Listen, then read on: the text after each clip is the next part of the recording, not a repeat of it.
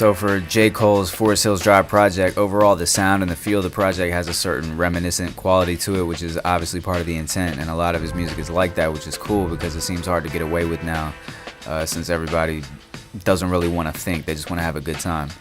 And I can hear the focus in his lyrics, and I felt that most, if not all of his lines were meditated on for at least a couple of minutes and not just tossed onto the track like, oh, I need a word that rhymes to go right here.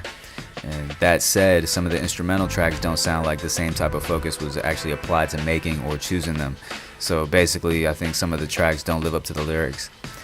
I'll reference Wet Dreams, which sounds very well built, but overall it sounds like just a song.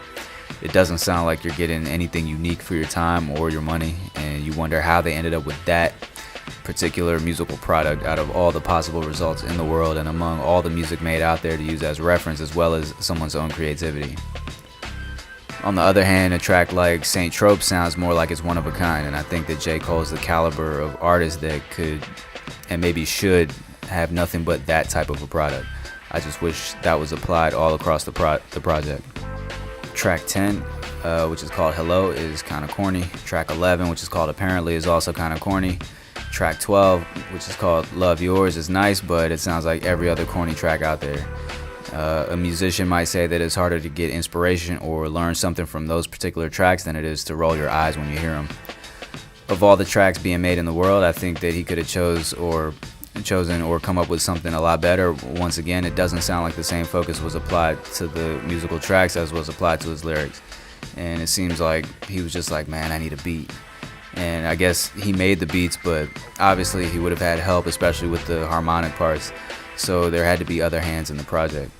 You might say the actual percussive beat part fit the lyrics throughout the entire project, but I feel like some or a lot of the harmony was not controlled by J. Cole in that same way.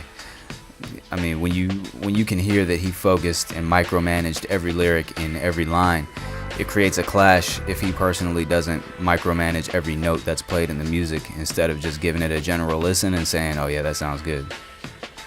I understand that a lot of this was aimed at a soulful feel, but for me, too much of it is just not masculine enough, and certain songs do seem to start off with a darker or more masculine feel, but then instead of staying in that pocket, the chord progression shifts and it breaks off into something that sounds like it would remind you of flowers blooming or something like that, and it's almost borderline Disney, and it's a little bit overly sentimental in my opinion.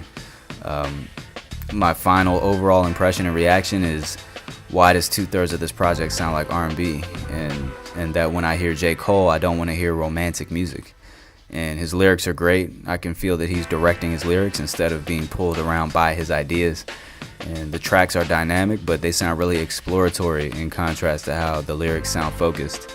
They sound like they need to be tailored more tightly to what he's saying and how he's saying it.